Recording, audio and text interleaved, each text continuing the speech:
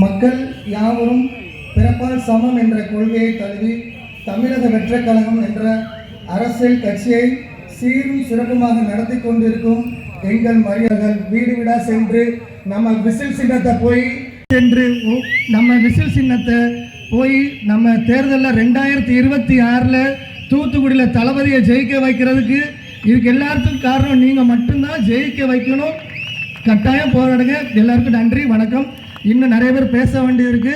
இன்னொரு விஷயமாக கடைபிடிக்கப்படுற ஒரு விஷயம், ஆனால் எந்த கட்சி மேடையிலும் இல்லாமல் ஒரு மாவட்ட செயலாளர் இறந்ததற்கு அவர் மேடையில வச்சு மரியாதை செலுத்தக்கூடிய இந்த மாண்பு எந்த கட்சியிலுமே யாருமே யோசிச்சு கூட பார்க்க முடியாத ஒரு விஷயம்.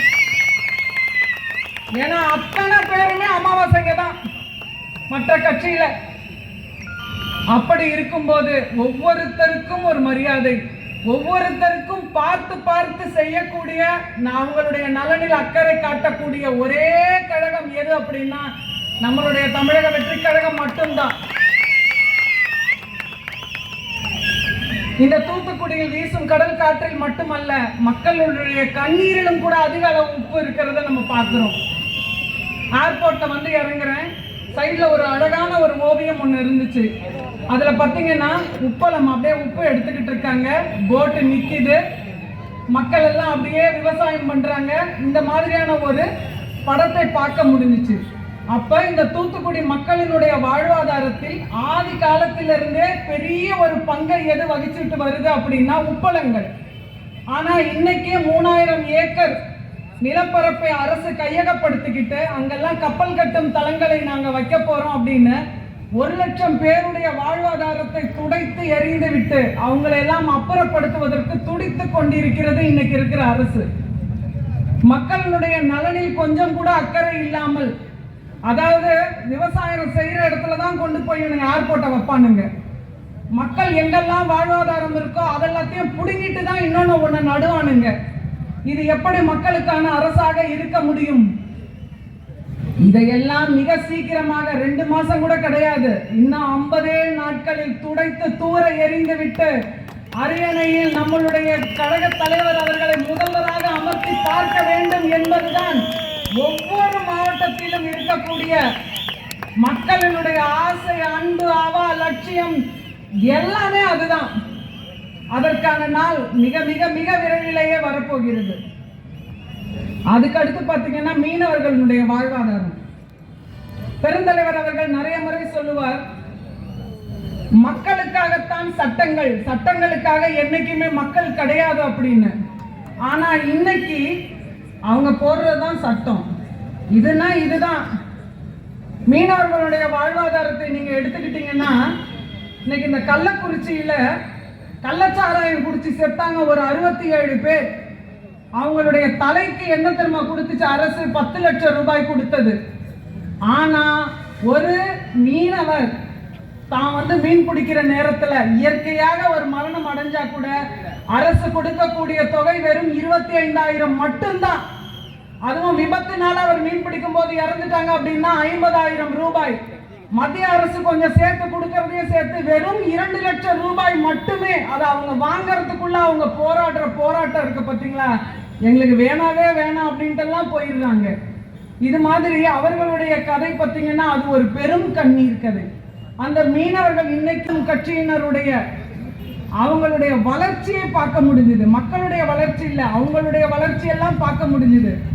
மக்களினுடைய வளர்ச்சியை பற்றி எப்ப நீங்க சிந்திக்க போறீங்க? அந்த சிந்தனை எப்ப உங்களுக்கெல்லாம் வரப்போகுது? ஆனா வரவே வேண்டாம் தான் நினைக்கிறேன். போதும், இனிமேல் எங்க தலைவர் அவர்கள் பார்த்துக் கொள்வார் மக்களுடைய வளர்ச்சியை பற்றி. போதும், உங்களுடைய வளர்ச்சி இதோடு நிறுத்தப்பட்டது, பார்த்துக் கொள்ளலாம். இந்த இடத்துலதான் எம்பியாக இருக்கக்கூடிய ஒரு அக்கா சொன்னது, இளம் விதவைகள் அதிகம் இருக்கக்கூடிய மாநிலம் எது அப்படின்னா தமிழகம் தான் அப்படின்னு சொன்னாங்க. ஆனா இந்த 5 ஆண்டுகளில் எத்தனை ஒயின் ஷாப்களை இவங்க மூடினாங்க. வெறும் 1000 ரூபாய் மட்டும் எங்களுடைய சகோதரிகளுக்கு கொடுத்துட்டா போதும், அவங்களுடைய வாழ்வாதாரம் எல்லாம் அப்படியே உயர்ந்துடும் அப்படின்னு நினைச்சுக்கிட்டு இதை தான் தூக்கி போட்டுட்டோமே இவங்களுக்கு. இனிமேல் என்ன இருக்குது? அப்படின்ற ஒரு தெனாவட்டில தான் இவங்க எல்லாம் சுத்திக்கிட்டு வர்றதை நம்ம பார்க்க முடியுது. ஐயா பெருந்தலைவர் அவர்கள் இந்த தூத்துக்குடி மண்ணிற்கு மீனவர்களுடைய வளர்ச்சி சார்ந்தும் நீர்த்தேக்கங்களும் விவசாயத்திற்கு பார்த்தீங்களா, இன்னைக்கு அந்த ஆசிரியர்கள் மேல 350 போக்சோ வழக்குகள் பதிவாகி இருக்கிறது. எவ்வளவு ஒரு கேடுகட்ட கேவலம் பாருங்க. 6000 போக்சோ வழக்குகள் குழந்தைகள் மீதுனால சீரழிவை பண்ணக்கூடிய இந்த சமுதாயத்துல இதையெல்லாம் தட்டி கேட்பதற்கும் கேள்வி கேட்பதற்கும் இங்க ஒரு பெண் தலைவர்கள் கூட இல்லாம போயிட்டாங்க பாருங்க. வேற ஒரு மாநிலத்துல ஒரு பெண்ணை சீரடித்து கொலை செய்துட்டாங்க அப்படின்னு சொல்லிட்டு இங்க இருக்கக்கூடிய எம்பி அவர்கள் மெழுகுவத்தியை ஏற்றி கொண்டு சென்னையில ஒரு பெரிய ஊர்வலம் ஒண்ணு போனாங்க. ஆனா இன்னைக்கு அவங்களுடைய திமுகவின் இளைஞரணி கிளை செயலாளர் பெரிய நாயகம்னு சொல்ற ஒரு நாய் 2.5 வயசு குழந்தைய கண்டபடி சீரழிச்சு பலி கொடுத்திருக்கு. இன்னைக்கு இதை யாராவது பேசுறாங்களா? இங்க இருக்கக்கூடிய பெண் அமைச்சர் ஆகட்டும், பெண் எம்பி ஆகட்டும், ஏன் நீங்க இதெல்லாம் பேச மாட்டேன்றீங்க? இந்த குழந்தைகளுக்காக எப்ப நீங்க போராடுவீங்க? மற்ற மாநிலத்தில் இருக்க குழந்தைகளுக்கெல்லாம் போராடினீங்களே, இவர்கள் எல்லாம் உங்கள் கண்ணுக்கு தெரியவே இல்லையா? இதுதான் உங்களுடைய நல்லாட்சியா? இதுல வேற தினம் ஒருத்தன் வந்து சேர்ந்துகிட்டு இருக்கிறான். இந்த கட்சியில இருந்து அந்த கட்சிக்கு அமைச்சர்களாகவும் ஒரு கேடுகட்ட கேவலம் என்னன்னு பார்த்தீங்கன்னா, இதுவரைக்கும் இந்தியாவிலேயே இல்லாம ஒரு முதல்வராக அங்கம் வகித்த ஒருவர் இன்னொரு கட்சியில வந்து சேர்றது எவ்வளவு ஒரு கேடுகட்ட கேவலம் பாருங்க. அதாவது பாராளுமன்றத்துல பாரதிய ஜனதா எடுத்துட்டு அரசியலை பார்த்தோம் அப்படிங்கிறாங்க. அவர்கள் பார்த்த அரசியல் எல்லாம் காமராஜரும் கக்கனும் செய்த அரசியல் கிடையாது. எவ்வளவுக்கு எவ்வளவு கேவலமான அரசியலை அவர்கள் பண்ணுவார்கள் அப்படிங்கிறது தமிழக மக்கள் அத்தனை பேருக்கும் நல்லா தெரியும். எத்தனை இடர்கள் வந்தாலும் உங்களுடைய அன்பு சகோதரர்களும் தம்பி தங்கைகளும் தாய்மார்களும் அன்பு சகோதரிகளும் தமிழக மக்கள் அத்தனை பேரும் உங்க பின்னாடி இருக்கிறோம். நீங்க அப்படியே வாங்க, நிமிர்ந்து வாங்க, வெற்றி நமக்கு. பைபிள்ல ஒரு வசனம் இருக்கும், அரசு நடத்தி கொண்டிருக்கிற லட்சணம் எல்லாவற்றையும் வாரி சுருட்டி முழுங்கிக்கிட்டே இருங்க, மக்களையும் உங்களை வாரி சுருட்டி ஓரம் தூக்கி போடும் நாள் வந்துவிட்டது. நம்மளுடைய தமிழக வெற்றி கழகத்திற்கு தான் மக்களுடைய ஓட்டு. 2026 நம்மளது முதல்வராக நம்மளது அண்ணா விஜயண்ணா அவர்கள் சென்ட் ஜார்ஜ் கோட்டையில் முதல்வராக வந்து அமர்வார். வெற்றி நிச்சயம். அவருடைய படத்துல ஒரு டைலாக் வரும் பாருங்க, இது கேம் இல்ல, இது வந்து நம்மளுடைய லைஃப். அதையே அண்ணா கிட்ட நம்ம ஒப்படைச்சிட்டோம். நல்ல ஒரு வாழ்க்கையை நம்ம எல்லாருக்கும் கொடுப்பாரு, தமிழக மக்களுக்கும் கொடுப்பாரு. வெற்றி நமதே, வெற்றி நமதே. நன்றியும் வாழ்க்கை. தாய்மார்கள் துணையோடு, இளைஞர்கள் படைகளோடு, உங்களுடைய உதவியோடு ஆட்சி மாற்றத்தை நாம் மாற்றங்கள் இருக்கின்றோம் என்றால் அது 2026 ஒரு மாபெரும் வெற்றியை நீங்கள் இந்த நேரத்தில் தர வேண்டும் என்று கூறிக்கொண்டு, உங்களுக்கு தெரியும் தலைவர் ஏன் அரசியலுக்கு வந்தாருன்னு சொல்லி. ஒன்றல்ல இரண்டல்ல, இந்தியாவிலே அதிக சம்பளம் வாங்கிட்ட ஒரு பெரிய தலைவர். ஒரு மழை பெஞ்சா முட்டளவுக்கு தண்ணி. எத்தனையோ வருஷமா ஆட்சியில் இருக்காங்க, ஒன்றும் சரிப்படுத்த முடியல. கண்டிப்பாக மக்கள் மாற்றத்தை எதிர்நோக்கி கொண்டிருக்கார்கள். இங்க இருக்கிற இளைஞர்கள், பெண்கள், தாய்மார்கள், ஒவ்வொரு வீட்டிலும் ஒரு விஜய் இருக்காப்புல, ஒவ்வொரு வீட்டிலும் ஒரு விஜய் இருக்காப்புல.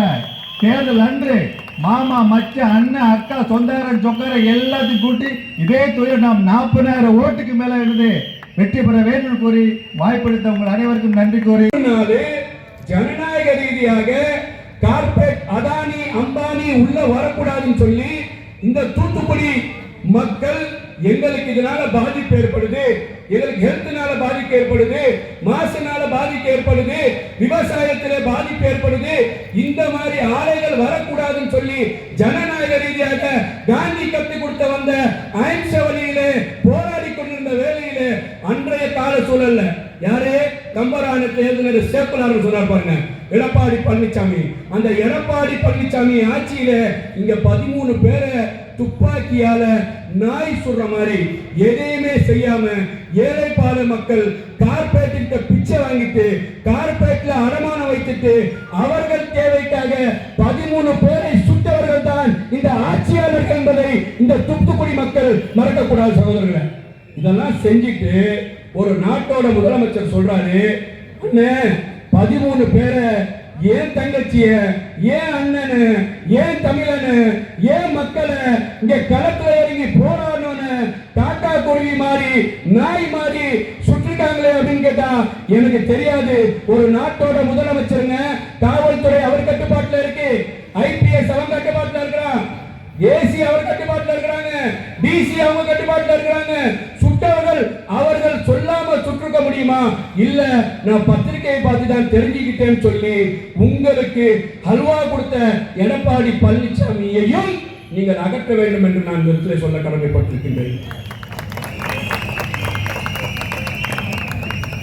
அது தொடர்ச்சியாக துப்பாக்கி சூட்டுல 13 பேர் இறந்துட்டாங்க, உயிர் போயிடுச்சு, கஷ்டப்படுறாங்க, நீதி வேணும்னு சொல்லி நீதி வாங்கிருக்கிறார் பாருங்க.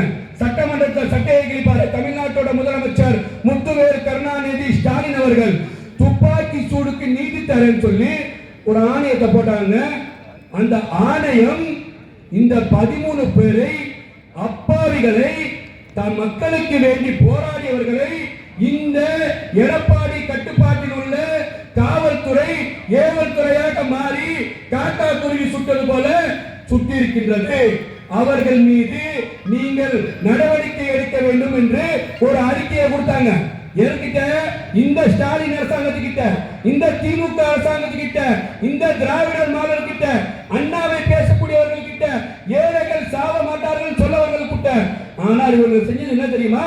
அவர்கள் மீது நடவடிக்கை எடுக்காட்டி கூட பரவாயில்லைங்க, இந்த ஸ்டாலின் அரசாங்கம், இந்த திமுக அரசாங்கம் மக்கள் விரோத அரசாங்கம், மக்களுக்கு சேவை சொல்கிறேன்னு சொல்லி உங்களை ஏமாற்றும் அரசாங்கம், அந்த காவல்துறைக்கு உயர் பதவி கொடுத்து அழகு பார்த்த இந்த திமுக அயோக கும்பலை தூத்துக்குடியிலிருந்து வேரோடு மண்ணோடத்தையும் புரிய வேண்டும் என்று அன்போடு கேட்டுக்கொள்கிறேன் சகோதரர்களே. 34 தொகுதியில வெற்றி சொல்லும் போது தூத்துக்குடி முதல் வெற்றியாக களத்திலே இருக்கும் அண்ணன் விஜய் அவருக்கு முன்னால் சமர்ப்பிக்கக்கூடிய ஆற்றப்படுத்த மாவட்ட செயலாளர் நீங்கள் என்பதை நான் சொல்ல கடமைப்பட்டிருக்கிறேன். பார்த்து பயந்துதான் சேப்பாக்கம் கிரவுண்டுக்குள்ள கூட விஜய் எடுத்துட்டு போவான்னு சொல்லக்கூடிய இந்த திமுக தான் பயத்தின் வெளிப்பாடு. தூய்மை பணியாளர்கள் விஜய் அடிக்கிறாங்கன்னு சொல்லி நீங்க விஜயில கூட அடிக்கக்கூடாதுங்க.